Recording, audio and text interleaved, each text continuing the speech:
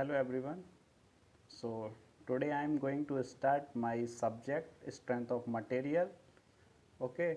So the first chapter will be the introduction and definition of soap, and in this chapter we will cover the material properties. Okay.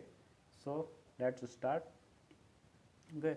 So first definition is mechanics. What is mechanics? So mechanics, it is that branch of engineering that deals with force and energy and their effect on bodies. मतलब कि ये वह engineering की branch है जिसमें कि हम force और जो एनर्जी हम किसी बॉडी पर अगर फोर्स लगाएं या उस बॉडी पर हम एनर्जी का अप्लाई करते हैं। एनर्जी मतलब काइनेटिक एनर्जी या किसी भी टाइप की जो मैकेनिकल एनर्जी है उसका अगर यूज़ कर रहे हैं तो बॉडी पर क्या इफ़ेक्ट हो रहा है, उस इफ़ेक्ट को जो हम देखते हैं तो उसकी स्टडी जो करते हैं वो मैकेनिक्स कहा जाता है उसको। ओके। सो अब मैकेनिक्स जो है मेनली मैकेनिक्स आता है वो टू टाइप्स की होती है mechanics. First is static, second is dynamics. Static mechanics का मतलब है बॉडीज एट रेस्ट की जब हम स्टडी करते हैं तो वो जो होती है वो स्टैटिक मैकेनिक्स होती है, और बॉडी एट मोशन की जो स्टडी की जाती है वो होती है हमारी डायनामिक्स मैकेनिक्स। ओके। सो उसके बाद मैकेनिक्स, ये तो ब्रॉडली हम दो कैटेगरी में डिवाइड करते हैं। उसके बाद जो मैकेनिक्स है वो तीन कैटेगरी इसकी हैं, तीन तरीके से इसको क्लासीफाई किया जाता है। पहला है mechanics of rigid body. Mechanics of rigid body को हम इंजीनियरिंग मैकेनिक्स जो बोलते हैं। इंजीनियरिंग मैकेनिक्स अलग से सब्जेक्ट होता है, मतलब कि उसमें हम रिजिड बॉडी की जब स्टडी करते हैं तो अब हम उसको बोलते हैं mechanics of rigid body. And second जो क्लासिफिकेशन होता है वो होता है मैकेनिक्स ऑफ रेसिस्टेंट बॉडीज़, और जिसको हम बोलते हैं स्ट्रेंथ ऑफ मटेरियल और मैकेनिक्स ऑफ सॉलिड। तो हमारा जो हो गया दो क्लासिफिकेशन हो गए हैं। थर्ड क्लासिफिकेशन होता है bodies with continuous deformation. Third study जो होती है मैकेनिक्स की जिसको हम बोलते हैं फ्लूइड मैकेनिक्स, क्योंकि हमें पता है फ्लूइड क्या होता है, कंटिन्यूस डिफॉर्म होता है। अगर फ्लूइड पे एक बार फोर्स लगा दिया तो कंटिन्यूसली डिफॉर्म होता चला जाएगा। ओके। तो ये था क्लासिफिकेशन। उसके बाद अब हमने यहाँ पे जैसे कि यूज़ किया rigid body and resistant body, तो ये क्या होती हैं इसको देखते हैं। तो रिजिड बॉडी जो होती है, body that can not be deformed irrespective of the forces. हम किसी बॉडी पे, एक मान लो कोई भी बॉडी है हमारी, ये कोई बॉडी है एक, इस पर हम कितना भी फोर्स लगाते जाएं, कितना भी फोर्स लगा दें, अगर ये डिफॉर्म नहीं हो रही है तो इसको हम बोलते हैं रिजिड बॉडी। और रिजिड बॉडी जो होती है वो हाइपोथेटिकल बॉडी होती है। ऐसी बॉडी नेचर में एग्जिस्ट नहीं करती है, क्योंकि जब भी हम किसी बॉडी पर फोर्स लगाते हैं तो डिफॉर्मेशन तो होता है, चाहे नेग्लिजिबल डिफॉर्मेशन होगा लेकिन डिफॉर्मेशन होगा। तो ऐसी बॉडी जो है वो नेचर में एग्जिस्ट नहीं करती है, it is a hypothetical body. Okay. So इसमें हम देख भी सकते हैं जैसे कि इसमें शो हुआ है, ये मान लो कोई बॉडी है हमारी। ओके। ये उसके अंदर कोई मॉलिक्यूल्स हैं जो हमने दिखाया, क्योंकि बॉडी जो है बहुत सारे मॉलिक्यूल्स से मिलकर बनती है। तो ये मान लो दो मॉलिक्यूल्स के बीच की डिस्टेंस जो मान लिया हमने वो क्या है, डेल्टा एल ए बी है। ठीक है। तो ये जो डिस्टेंस होगी डेल्टा एल ए बी वो थ्रू आउट कॉन्स्टेंट रहेगी। इसमें हम कितना भी फोर्स लगा दें, फोर्स लगाने के बाद भी क्या होगा, इसकी जो बीच की जो डिस्टेंस है एल ए बी वो अब हमेशा कांस्टेंट रहेगी, वो चेंज नहीं होगी। ओके। तो इसको बोलते हैं हम रिजिड बॉडी। रिजिड बॉडी की स्टडी हम जो करते हैं वो इंजीनियरिंग मैकेनिक्स में करते हैं। उसमें हम डिफॉर्मेशन को लेके नहीं चलते हैं, उसमें हम केवल मोशन देखते हैं कि जब हमने बॉडी पर फोर्स लगाया तो उसमें मोशन होगा तो हम उसकी वेलोसिटी एक्सेलरेशन की बात करते हैं। ओके। अब देखते हैं रेसिस्टेंट बॉडी। रेसिस्टेंट बॉडी जो कि हम सोम में हमें रेसिस्टेंट बॉडी को ही लेकर चलते हैं, जिनको हम बोलते हैं रियल बॉडीज़ जो होती हैं। Okay. These are bodies for machine components and structure components के लिए हम इन बॉडी का यूज़ करते हैं। मतलब हमारी जो बॉडी है, जो मशीन कंपोनेंट होते हैं, आप देखते हो कि जैसे जितनी भी मशीन्स होती हैं उसके कंपोनेंट कुछ टाइम के बाद ख़राब हो जाते हैं, टूट जाते हैं। क्यों? क्योंकि उनके अंदर डिफॉर्मेशन होती जाती है, और जब एक टाइम आता है जब उनकी लाइफ जो जितनी भी उसकी लाइफ साइकिल थी वो जब ख़त्म हो जाती है तो वो टूट जाते हैं कंपोनेंट। ओके। तो ये क्या है, रेसिस्टेंट बॉडी होती हैं ये, क्योंकि इनके अंदर डिफॉर्मेशन होता है। तो रेसिस्टेंट बॉडी कौन सी बॉडी होती हैं, the body which will deform due to the application of forces or energy. Okay. तो दी जाती है रेसिस्टेंट बॉडी, और हम जब इन बॉडी की स्टडी करते हैं तो हम उसको बोलते हैं क्या, सोम स्ट्रेंथ ऑफ मटेरियल और मैकेनिक्स ऑफ रेसिस्टेंट बॉडीज़। जैसे कि ये हमारी कोई बॉडी थी, इधर से हमने कोई फोर्स लगाया, जब इधर से कोई फोर्स लगाया, जैसे ये है, यहाँ पे एक सरफेस था, ये बॉडी जो सरफेस थी वो रिजिड थी इधर साइड को, तो ये मान लो हमारी कोई एक बॉडी है, ओके, ये हमने क्या किया, यहाँ से फिक्स कर दिया इधर को, और मतलब फिक्स करने का मतलब है बॉडी इधर को मूव नहीं कर सकती, और नीचे भी मान लो ये सरफेस था जिस पर बॉडी रेस्ट पर थी। अब जब हमने यहाँ से कोई फोर्स लगाया है तो बॉडी क्या करेगी, इधर साइड जाने की कोशिश करेगी, लेकिन क्योंकि ये रिजिड सपोर्ट यहाँ पे लगा है तो बॉडी क्या कर रही है, मूव नहीं कर पा रही है। जब बॉडी मूव नहीं कर पाएगी तो क्या होगा, यहाँ से क्या आ रहा होगा, मतलब क्यों मूव नहीं कर पा रही, क्योंकि यहाँ से क्या आ रहा है, रिएक्शन आ रहा है सपोर्ट से। तो ये रिएक्शन जो फोर्स आ रहा है वो बॉडी को रोक रहा है, जब बॉडी को रोक रहा है तो मतलब यहाँ पे क्या हो रहा है, डिफॉर्मेशन होगा। तो इसको हम बोलते हैं रेसिस्टेंट बॉडीज़। ओके, इसके बाद हम देखते हैं, जब रेसिस्टेंट बॉडी के लिए हम जब स्टैटिक इक्विलिब्रियम की बात करेंगे तो स्टैटिक इक्विलिब्रियम के लिए क्या हो जाएगा, स्टैटिक इक्विलिब्रियम के लिए क्या होना चाहिए, एफ नेट क्या होना चाहिए, जीरो होना चाहिए। और जब एफ नेट जीरो होगा तो फोर्स जो आएगा, इंटरनल फोर्स जो हो जाएगा वो क्या हो जाएगा, एक्सटर्नल फोर्स अप्लाइड के बराबर हो जाएगा। ठीक है, अब देखते हैं हम सोम। सोम क्या है, SOM is the study of 3S। 3S का मतलब क्या है, फर्स्ट एस जो डिनोट करेगा वो स्ट्रेंथ को डिनोट करेगा, सेकंड एस जो डिनोट करेगा वो स्टिफनेस को करेगा, एंड थर्ड एस जो बात करेगा वो स्टेबिलिटी की बात करेगा। मतलब कि सोम हमारा जो सब्जेक्ट है उसके अंदर हम मेनली सभी चीज़ों में तीन चीज़ जरूर देखेंगे, एक तो उसकी स्टिफनेस देखेंगे, एक उसकी स्टेबिलिटी देखेंगे, एक उसकी स्ट्रेंथ देखेंगे। मतलब जब भी कोई भी हमने मटेरियल लिया तो हम उसमें जब भी टेस्ट करेंगे तो पहले देखेंगे कि उसकी स्ट्रेंथ कितनी आएगी टेस्ट के दौरान, उसके बाद इसकी स्टेबिलिटी क्या है, स्ट्रक्चर स्टेबल होगा भी कि नहीं। अगर वो स्ट्रक्चर स्टेबल नहीं है तो उसका फिर उस स्ट्रक्चर का कोई यूज़ नहीं कर सकते हम लोग। और स्टिफनेस का मतलब करेंगे लोड पर यूनिट डिफॉर्मेशन, उसको बोलते हैं हम स्टिफनेस। ठीक है, तो हम इसकी बात करेंगे। तो ये आता है SOM is the study of 3S, strength, stiffness, stability. हम इन सबको हम बाद में आगे जब मटेरियल प्रॉपर्टीज़ को स्टडी करेंगे तो उसके अंदर हमको डिटेल में देखेंगे, अभी हमने केवल इसका इंट्रोडक्शन दिया है। ओके, आप देखते हैं स्ट्रेस। स्ट्रेस क्या होता है, stress is the internal resisting force per unit area.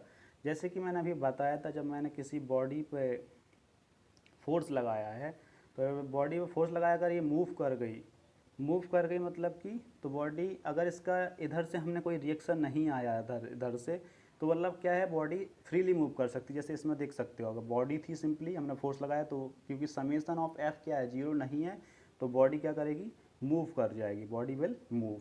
अगर अब सेकंड एग्जांपल में देखते हैं, जब अगर कोई बॉडी थी, हमने इधर से कोई फोर्स लगाया F1, जब इधर से कोई फोर्स लगाया, अगर इधर से हमारे यहाँ पे कोई रेसिस्टेंस आ रहा है इस साइड से, तो क्या करेगा, बॉडी मूव नहीं करेगी। और स्टैटिक इक्विलिब्रियम के लिए क्या होना चाहिए, समेशन ऑफ एफ क्या होना चाहिए, जीरो होना चाहिए। समेशन ऑफ एफ जीरो होगा मतलब कि F1 माइनस F2 क्या हो जाएगा, जीरो, यानी कि F1 इक्वल टू F2। तो यानी कि जब भी कोई बॉडी पे हम फोर्स लगाते हैं एक्सटर्नल, तो बॉडी क्योंकि क्या है, अगर वो हम रेसिस्टेंट बॉडी है तो वो अपने आप को रेसिस्टेंस प्रोवाइड करेगी बॉडी। तो हम किसी भी सेक्शन को जब कट करेंगे, अगर इस सेक्शन को कट किया तो हम इधर देखेंगे तो हमने देखेंगे कि इधर से अगर कोई फोर्स लगाया था तो इधर से एक रेसिस्टेंस फोर्स आ रहा होगा, और वही resistance force per unit area क्या होता है, स्ट्रेस होता है। स्ट्रेस को हम आगे चल के देखेंगे, अभी हम केवल जो हमारा बेसिक है उसको हम देख रहे हैं, उसके बाद स्ट्रेस से हम आगे चल के स्टार्ट करेंगे। तो पहले हम देखते हैं types of forces. Forces mainly two types के होते हैं, एक होता है एक्सटर्नल, ठीक है, दूसरा होता है इंटरनल। इंटरनल फोर्सेस कौन से होते हैं और एक्सटर्नल फोर्सेस कौन से होते हैं। एक्सटर्नल फोर्सेस वो होते हैं जो कि क्या करते हैं, हम एक्सटर्नल मीन से अप्लाई करते हैं, और इंटरनल फोर्सेस वो होते हैं जो हम किसी बॉडी पर जब फोर्स लगाते हैं तो जो इंटरनली वो उस बॉडी क्या करती है, वो उस फोर्स को रेसिस्टेंस प्रोवाइड करने की कोशिश करती है। तो जो इंटरनल फोर्सेस अपने आप से इंड्यूस होते हैं किसी बॉडी के अंदर तो उसको बोलते हैं हम internal forces. Okay, so now first जो टाइप्स ऑफ एक्सटर्नल फोर्सेस जो होते हैं वो पहला दो टाइप के होते हैं external forces. External forces are of two types, first होता है सरफेस फोर्स और सेकंड जो होता है वो बॉडी फोर्स होता है। अब सरफेस फोर्स जैसे कि नाम से पता चल रहा है, मतलब कि जब दो सरफेस कांटेक्ट में आएंगी तो इस वजह से जो उनके बीच में कांटेक्ट फोर्स अप्लाई होगा उसको बोलते हैं हम surface force. Okay, a force acting on surface of a body when two bodies are in contact. एक चीज़ और है, सरफेस फोर्सेस हमेशा जब बॉडी कांटेक्ट में आएंगी तभी आते हैं। जब बॉडी विदाउट बॉडी के कांटेक्ट के बिना फोर्सेस सरफेस फोर्सेस जनरेट नहीं होते हैं। ठीक है, अब इसका क्लासिफिकेशन देखेंगे अगर हम सरफेस फोर्सेस का, तो सरफेस फोर्सेस जो होते हैं, सरफेस फोर्स वो 3 टाइप्स के होते हैं। वो डिपेंड करता है कि कांटेक्ट, जैसे मैंने कहा दो बॉड सरफेस कांटेक्ट में आएंगे। अब सरफेस में क्या हो सकता है, एरिया सरफेस कांटेक्ट में आ सकता है, दो बीच की लाइंस कांटेक्ट हो सकता है दो के बीच में, और ये क्या हो सकता है, मान लो एक कोई बॉडी है और हमने क्या किया, एक पॉइंट से उसके बॉडी पर कांटेक्ट किया, केवल पॉइंट कांटेक्ट। तो जब पॉइंट कांटेक्ट होगा तो वहाँ पे कौन सा लोड आएगा, पॉइंट लोड आएगा। जब दो बॉडी के बीच में लाइन कांटेक्ट होगा तो लाइन कांटेक्ट से कौन सा फोर्स आएगा, लाइन फोर्स आएगा। जब बॉडी के बीच में सरफेस कांटेक्ट आएगा, सरफेस कांटेक्ट आएगा तो उधर कौन से फोर्स आएंगे, एरिया फोर्सेस आएंगे। एरिया फोर्सेस जैसे लाइन फोर्सेस को तो हम लोग जानते भी हैं, जो यूडीएल है, यूवीएल है, ये जो होते हैं वो लाइन फोर्सेस होते हैं। ठीक है, इसको आगे भी देखेंगे हम। ठीक है, अब देखते हैं बॉडी फोर्सेस। बॉडी फोर्सेस जैसे मैंने बताया, जैसे सरफेस फोर्सेस तो बॉडी जब दो सरफेस कांटेक्ट में आती हैं तब जो फोर्सेस आते हैं उनको बोलते हैं हम सरफेस फोर्सेस। अब बॉडी फोर्सेस कौन से होते हैं, ये विदाउट कांटेक्ट, मतलब कि it is a basically it is a type of attraction force.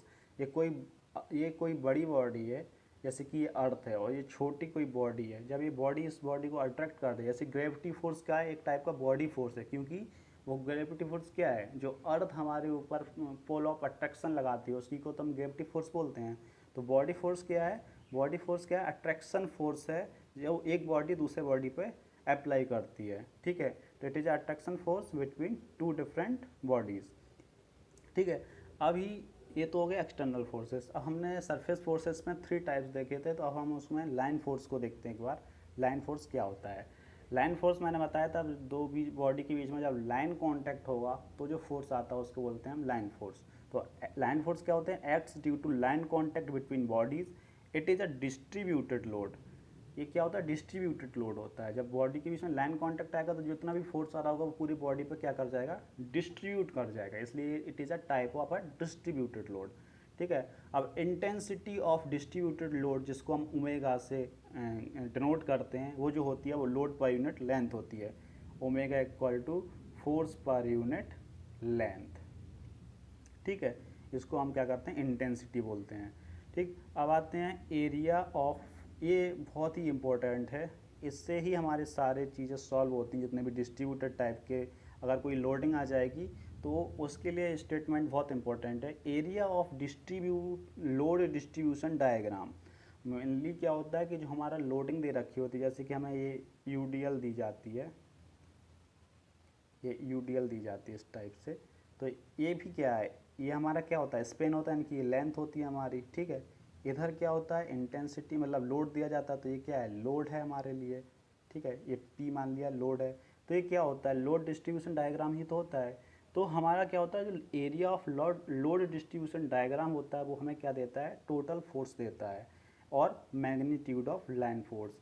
ठीक है, तो इसमें अगर अभी मैं बताऊंगा, अभी आगे जो लोग जानते होंगे उन्हें पता होगा कि इसके लिए जो टोटल फोर्स आएगा वो कितना आ जाएगा, इसका एरिया, यानी कि एरिया का मतलब ये कितना हो गया, ओमेगा, ये पूरा कितना है, एल, तो इंटेंसिटी इसकी कितनी हो जाएगी, ओमेगा इंटू एल। तो ये होता है हमारा क्या कहते हैं, मैग्नीट्यूड ऑफ लाइन फोर्स या टोटल फोर्स। किसी भी टाइप की लोडिंग आ जाएगी, अगर लोड डिस्ट्रीब्यूशन एरिया डायग्राम का हम एरिया निकालेंगे तो हमें क्या कर देगा, टोटल फोर्स दे देगा और मैग्नीट्यूड ऑफ लाइन फोर्स को दे देगा। ठीक है, अब हम इसको देखते हैं। अब एग्जाम्पल लिया मैंने पहला यूडीएल। यूडीएल का मतलब क्या होता है, यूनिफॉर्मली डिस्ट्रीब्यूटेड लोड, मतलब कि पूरे सरफेस पर जो लोड है वो यूनिफॉर्मली डिस्ट्रीब्यूटेड है, ये इसका रिप्रेजेंटेशन होता है, ये यूनिफॉर्मली। इसको हम रैंडमली कभी कभी इस तरीके से भी दिखाते हैं, इधर से भी शो करते हैं, लेकिन इसका जो रियल रिप्रेजेंटेशन है वो ये होता है। ठीक है, अब इसमें क्या है कि मैग्नीट्यूड की जैसे मैंने बात की थी, तो हमें क्या करना है, इस जो यूडीएल है उसका क्या करना है, मैग्नीट्यूड निकालना है, मैग्नीट्यूड ऑफ लाइन फोर्स और टोटल फोर्स। तो मैंने बताया था कि ये जो होता है वो area of load distribution diagram होता है। अब इसका एरिया कितना हो जाएगा, it is a type of rectangle, तो रेक्टेंगल के लिए क्या होता है, एरिया, एरिया होता है लेंथ इंटू ब्रेड्थ। अब ये इसकी क्या है, ब्रेड्थ है, ये क्या है, इसकी लेंथ है, और इधर भी देखो तो इसमें ब्रेड्थ कौन सी है, ये ब्रेड्थ है हमारे लिए, ये ब्रेड्थ है, ब्रेड्थ कितनी है, ओमेगा है। और लेंथ कितनी है, लेंथ क्या है, एल है, तो इंटेंसिटी कितनी हो जाएगी, ओमेगा इंटू एल। ठीक है, तो ये आती है इसकी इंटेंसिटी, जो मैग्नीट्यूड होगा लाइन फोर्स का, और टोटल फोर्स जो एक्ट करेगा, और ये जो एक्ट करता है वो कहाँ से करता है, इसका रिजल्टेंट जो एक्ट करेगा वो सेंट्रॉइड से एक्ट करता है। वो मैं आगे उसका डेरिवेशन भी बताऊंगा अभी आगे चल के, कि वो कैसे हमारा जो आता है वो हमें पता है L/2 पे आता है, लेकिन कैसे आता है वो मैं भी आगे चल के बताऊँगा। ठीक है, सेकंड एग्जांपल जो मैंने लिया था वो यूवीएल का लिया। यूवीएल मतलब होता है यूनिफॉर्मली बेयरिंग लोड। इसमें देख रहे थे कि हमें हर जगह मैग्नीट्यूड क्या था, सेम था, लेकिन इधर देखो तो ये बेरी कर रहा है, इधर कुछ था, इधर कुछ है, इधर कुछ है, इधर कुछ है, तो ये क्या है, यूनिफॉर्मली बेयरिंग है। ठीक है, अब यूनिफॉर्मली बेयरिंग के लिए अगर हमें लाइन फोर्स का फिर से मैग्नीट्यूड चाहिए, क्योंकि ये भी क्या है, लाइन फोर्स है, तो मैग्नीट्यूड चाहिए या टोटल फोर्स चाहिए, तो फिर से क्या हो जाएगा, इसका एरिया के बराबर हो जाएगा। इसका एरिया क्या हो जाएगा, half into length into breadth, तो ये आ जाएगा इसका टोटल फोर्स। ठीक है, अब हमने जैसे कि अभी यहाँ बताया है कि हमें इसका पता करना है कि जो फोर्स तो पता चल गया हमें कि जो ओमेगा इंटू एल आएगा, इसमें कितना आएगा, ओमेगा इंटू L/2 आएगा, लेकिन वो किधर एक्ट करेगा, इसकी पोजीशन कहाँ कहाँ पे होगी, तो उसको पता करने के लिए हम जो यूज़ करते हैं वो करते हैं ब्रिग्नन थ्योरम का। तो पहले हम देखते हैं ब्रिग्नन थ्योरम क्या है, उसके बाद हम उसकी पोजीशन निकालेंगे कि हमारा जो लोड होगा रिजल्टेंट वो कितनी डिस्टेंस पे एक्ट करेगा। तो ब्रिग्नन थ्योरम, ब्रिग्नन थ्योरम क्या है, एक ये इससे हम रिजल्टेंट निकालते हैं, किसी भी बॉडी का रिजल्टेंट कहाँ पे एक्ट करेगा, तो उसमें हम ब्रिग्नन थ्योरम का यूज़ करते हैं।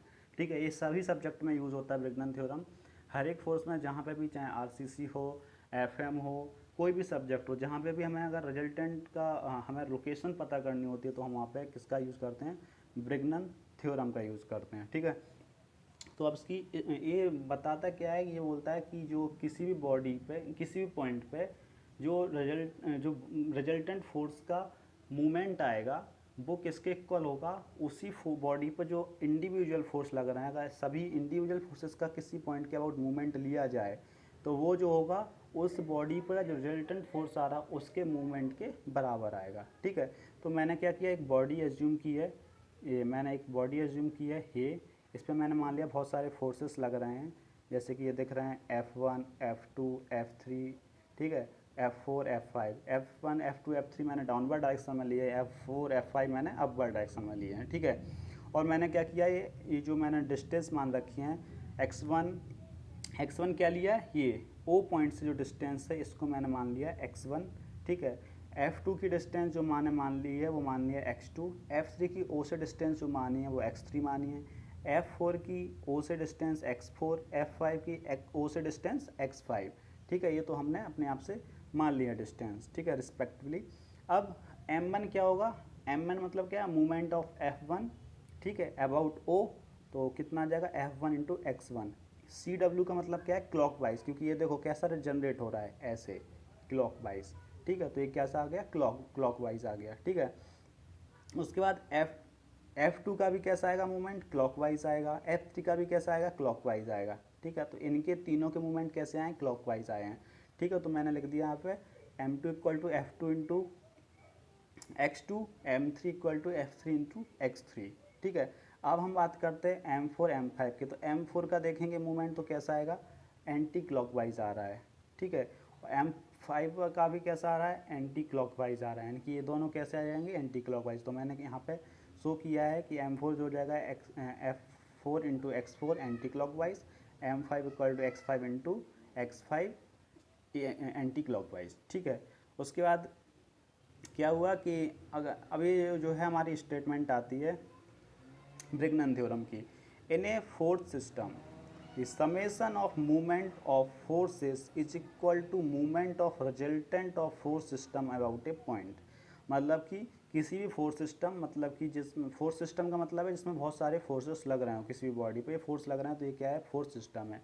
तो किसी भी फोर्स सिस्टम में अगर हम क्या करें, जो बॉडी पर फोर्सेस लग रहे हैं उसका किसी पॉइंट के अबाउट मूवमेंट लें, ये मान लो O पॉइंट के अबाउट लिया, तो ये जो फोर्सेस के कारण जो मूवमेंट आएगा, वो जो मूवमेंट होगा, वो जो उस बॉडी पर रिजल्टेंट फोर्स आ रहा होगा सभी फोर्सेस के कारण, उसका जो मूवमेंट आएगा उस बॉडी के अबाउट उसके इक्वल होगा। ठीक है, तो हमने यहाँ पे वही दिखाया है कि जो हमारा हमारा जो एक्स, ये देखो यहाँ पे हमने शो किया है आर इंटू एक्स बार, मतलब एक्स बार क्या था, रिजल्टेंट की लोकेशन है ओ पॉइंट से, तो एक्स बार क्या मान लिया हमने, रिजल्टेंट की लोकेशन है हमारा ओ पॉइंट से। तो R into X bar equal to F one into X one, F two into X two, F three into X three. Minus क्यों लिया, क्योंकि ये दोनों क्या थे, एंटी क्लॉकवाइज थे, तो इन दोनों को मैंने माइनस लिया है। ठीक है, तो ये हमारी इक्वेशन आई थी। ठीक है, अब हम क्या कर रहे हैं, किसी भी एक रैंडमली मैंने बॉडी मानी है किसी भी शेप की, तो मैंने इस तरीके से एक मान लिया, ये मान लो हमारा लोड है, इधर इधर मैंने लेंथ मानी है, इधर मैंने लोड माना है। ठीक है, इस तरीके से। ठीक है, कोई भी रैंडमली मैंने मानी है, तो ये जो है हमारा लोड है, ये हमारा वो है।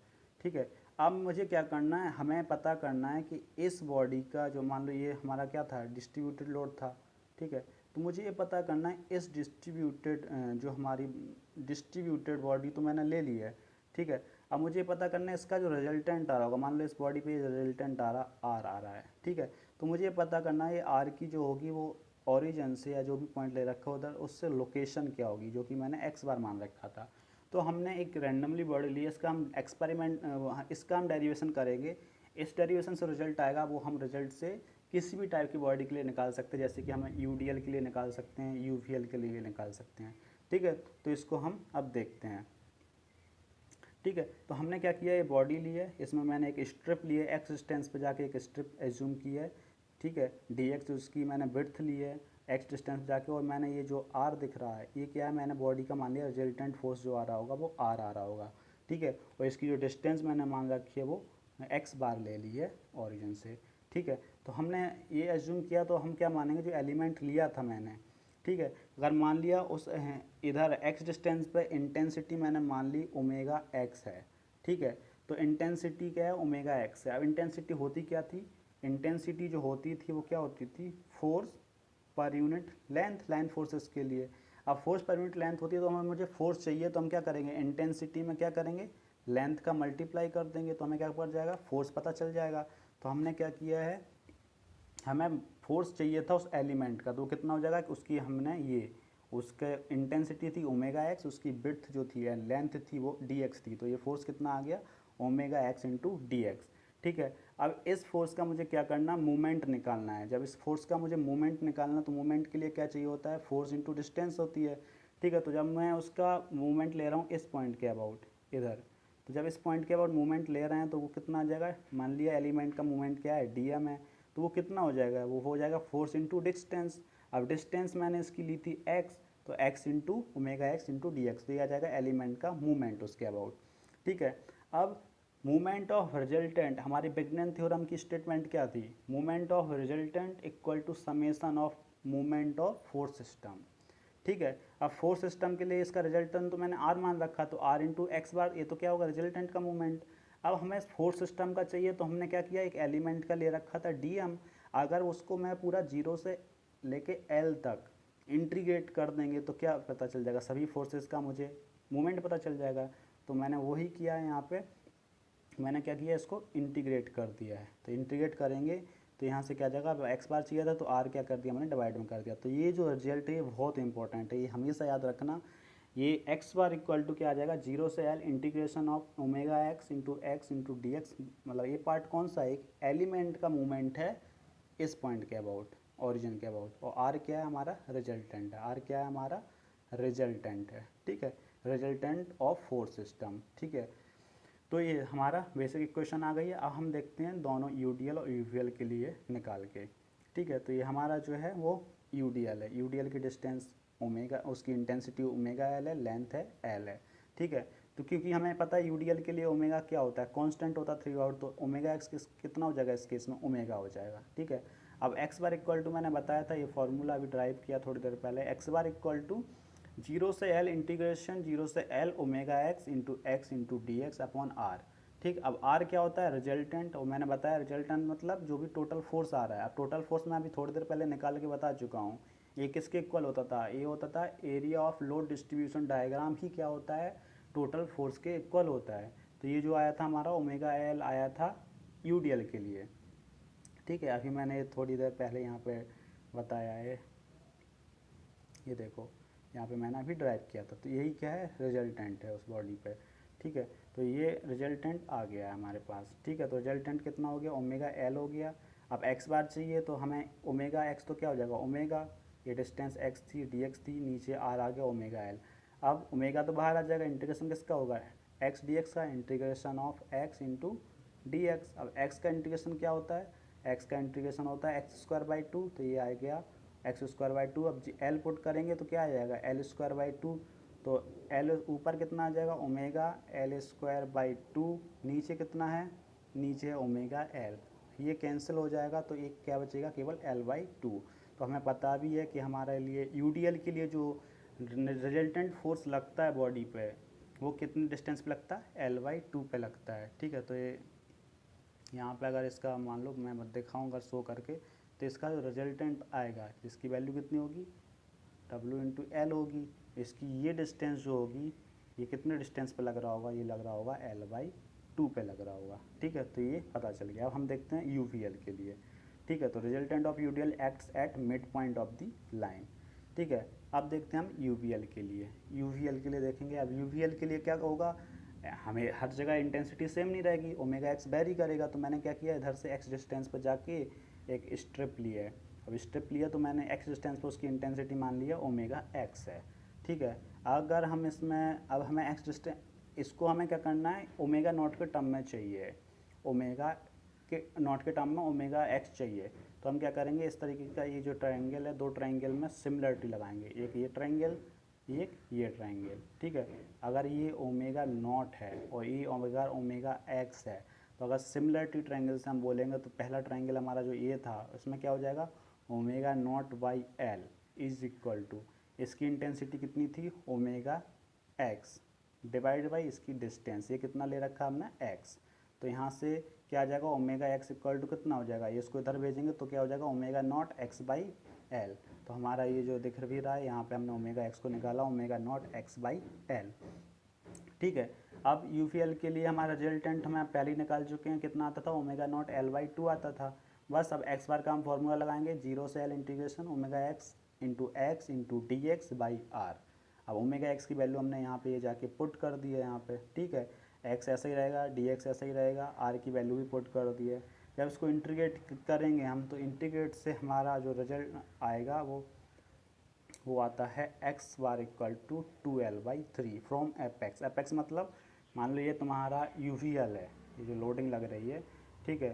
तो रिजल्टेंट आ रहा होगा, मान लो वो आर आ रहा है, ठीक है। तो ये जो 2l/3 वो होगा, वो इस वाले पॉइंट से होगा, ये होगा 2l/3। अगर इधर से 2l/3 है तो इधर से कितना हो जाएगा, l/3, ठीक है। तो ये, और ये पता भी चल रहा है हमें कि सी जी पे ही एक्ट कर रहा है, क्योंकि ट्रायंगल के लिए अगर बात करेंगे तो सी जी कितने पे होता है, यहाँ से l/3 पे होता है, ठीक है। तो हमें पता चल गया यहाँ से कि ये सी जी पे ही एक्ट कर रहा है, ठीक है। अब देखते हैं हम सेंट्रॉइड क्या होता है, ठीक। अगर सेंट्रॉइड की अगर हम बात करेंगे तो सेंट्रॉइड क्या है, सेंटर ऑफ एरिया और ऑल्सो नॉन है ज्योमेट्रिक सेंटर है। ज्योमेट्रिक सेंटर होता है किसी टाइप का अगर शेप है तो उसका जो सेंटर लाई कर रहा होगा उसी को हम क्या कहते हैं, सेंट्रॉइड कहते हैं।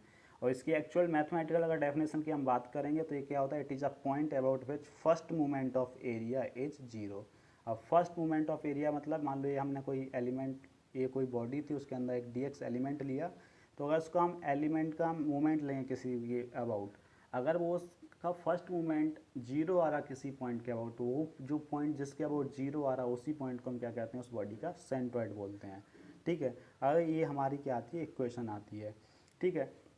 अगर हम इसको उससे कंपैरिजन करें, एक्चुअली में डी ए क्या है, डी ए क्या बताया था मैंने, हमारा क्या होता था, जो लोड डिस्ट्रीब्यूशन का एरिया आता था वो किसके इक्वल होता था, मैग्नीट्यूड ऑफ फोर्सेस। तो ये क्या है, omega x into D x ही तो है ये डी ए, ठीक। और यहाँ से ए बात करें तो अगर एरिया के टर्म में बात करें तो आर के बराबर है। तो अगर हम उधर से देखेंगे, अगर इसको हम कंपैरिजन करें तो यहाँ से हमें पता चल रहा है कि जो हमारा रिजल्टेंट होता है वो ही क्या होता है, जो लाइन फोर्सेस के रिजल्टेंट होते हैं वो सेंट्रॉइड के पे ही एक्ट करते हैं। तो एक्स बार इक्वल टू सी जी के ही, सी के बराबर ही आता है, ठीक है। यहाँ पे मैंने लिखा भी है, resultant force in A distributed line force acts through the centroid of distribution diagram.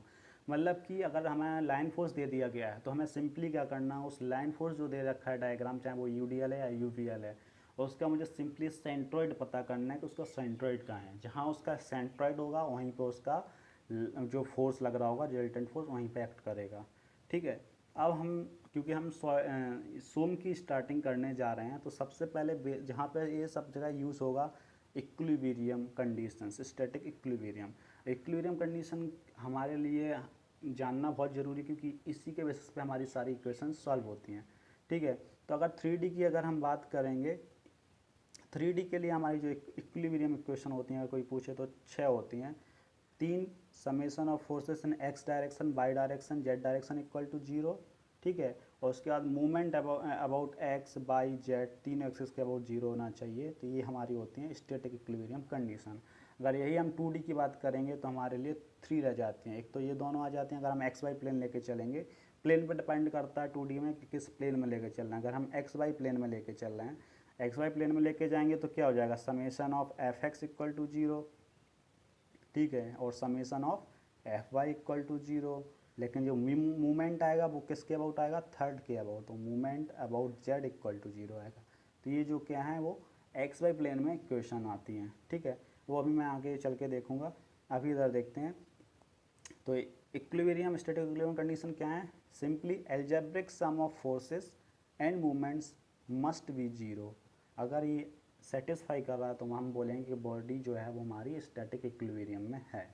ठीक है, उसके बाद अब देखते हैं, सबसे ज़्यादा कन्फ्यूजन होता है कभी कभी कि लॉन्गिट्यूडनल एक्सिस क्या है, लेटरल एक्सिस क्या है। ठीक है, तो लॉन्गिट्यूडनल की एक्सिस क्या है, किसी बॉडी की जो axis of the body longest direction में, जो बॉडी है उसकी डायमेंशन होंगी, ये लेंथ, ये ब्रेड्थ।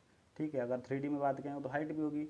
तो जो लॉन्गेस्ट डायमेंशन के पैरेलल जो हमारी एक्सिस होती है उसको हम बोलते हैं लॉन्गिट्यूडनल एक्सिस। ठीक है, और जो उसके अलावा 2 एक्सिस और होती हैं तो उन दोनों एक्सिस को हम बोलेंगे क्या, हमारी ये दोनों जो हो जाएंगी वो लेटरल एक्सिस हो जाती हैं। ठीक है, तो इसकी डेफिनेशन देखते हैं क्या है, axis about which body is longest and is known as longitudinal axis. तो लॉन्गिट्यूडनल एक्सिस क्या है, जिसके वो एक्सिस जो बॉडी की लॉन्गेस्ट डायरेक्शन में होती है। ठीक है, अब लेटरल एक्सिस की बात करेंगे तो लेटरल एक्सिस क्या है, two mutually perpendicular axis from longitudinal axis. Longitudinal axis से जो, मान लीजिए लॉन्गिट्यूडनल एक्सिस, तो इससे जो म्यूचुअली परपेंडिकुलर 2 एक्सिस होंगी, अगर ये हमारी लॉन्गिट्यूडनल एक्सिस है तो इसके तो म्यूचुअली परपेंडिकुलर जो आएंगी वो जो एक्सिस होती हैं वो हमारी क्या होती हैं, लेटरल एक्सिस होती हैं। ठीक है, अब इधर बता, इस डायग्राम में देख सकते हैं ये बॉडी है मान लो, तो हमारे लिए ये जो है लॉन्गेस्ट डायरेक्शन के अबाउट ये क्या है, लॉन्गिट्यूडनल एक्सिस है। अगर इसके अलावा हम बात करें तो ये एक्सिस ये है, एक एक्सिस ये है, तो ये दोनों क्या हैं हमारे लिए लेटरल एक्सिस हैं। ठीक है, अब एक्स इस समय क्या है, लॉन्गिट्यूडनल एक्सिस, और बाई जेड क्या है इसमें लेटरल एक्सिस हैं। ठीक है, अब क्रॉस सेक्शन की बात करते हैं। क्रॉस सेक्शन क्या होता है, बोलते हैं सिंपली, हर जगह यूज़ होता है क्रॉस सेक्शन, क्रॉस सेक्शन। ठीक है, तो क्रॉस सेक्शन क्या होता है, जो हमारी लॉन्गिट्यूडनल एक्सिस के परपेंडिकुलर जो प्लेन होता है उसी को हम क्या कहते हैं, हम क्रॉस सेक्शन बोलते हैं। तो section perpendicular to longitudinal axis, जैसे कि इस डायग्राम में देखते हैं ये हमारी क्या थी, लॉन्गिट्यूडनल एक्सिस है, तो इसके परपेंडिकुलर ये वाला जो है ये इसके लिए क्या हो जाएगा, क्रॉस सेक्शन हो जाएगा। ठीक है, तो यही क्या है हमारे लिए क्रॉस सेक्शन है इस वाले में। ठीक है, अब हम बात करते हैं 2D में फोर्सेस। अभी 3D के लिए तो हमने बात कर ली थी इक्विलिब्रियम इक्वेशन की, अब हम 3D के लिए 2D के लिए बात करते हैं। 2D के लिए मैंने कहा सबसे पहले एक्स वाई प्लेन लिया है, तो जब एक्स वाई प्लेन लिया है तो इक्विलिब्रियम इक्वेशन क्या होती हैं, F X equal to 0 summation F Y equal to 0 summation of movement about Z axis equal to 0। अब इसको देखें कैसे, मान लो हमारी कोई एक बॉडी है। ठीक है, ये बॉडी जो है हमारी, मैंने मान लिया ये जो है वो एक्स वाई प्लेन में है। ठीक है, तो ये एक्स और ये वाई प्लेन में है। अगर एक्स वाई प्लेन में कोई बॉडी, अगर उस पर कोई भी फोर्स लग रहा है तो वो मूवमेंट जो प्रोड्यूस करेगा, अगर आप सही से देखेंगे तो ये जो मूवमेंट आ रहा है वो इधर आ रहा है, यानी कि इस एक्सिस के अबाउट आ रहा है ये मूवमेंट। तो इसीलिए हम कहेंगे बॉडी अगर एक्स वाई प्लेन में है तो अगर जो उसमें लोड लगेगा तो वो लोड उसको एक्स वाई प्लेन में रोटेट करने की कोशिश नहीं करता है, वो फोर्स हमेशा उसको रोटेट जो करेगा वो थर्ड एक्सिस के अबाउट, यानी कि जेड एक्सिस के अबाउट इसमें रोटेट करेगा। तो ये जेड एक्सिस के अबाउट मूवमेंट आना चाहिए। तो इसी को हम रोकने के लिए क्या करेंगे कि summation of movement z equal to 0, यानी कि थर्ड एक्सिस के अबाउट। इसलिए इसको हम सिंपली याद भी रख सकते हैं कि अगर if forces is in X Y plane, तो जो रोटेशन आएगा वो जेड एक्सिस के अबाउट आता है। ठीक, अगर फोर्स जो है वो वाई जेड प्लेन में है तो हमारा रोटेशन आएगा एक्स एक्सिस के अबाउट आएगा।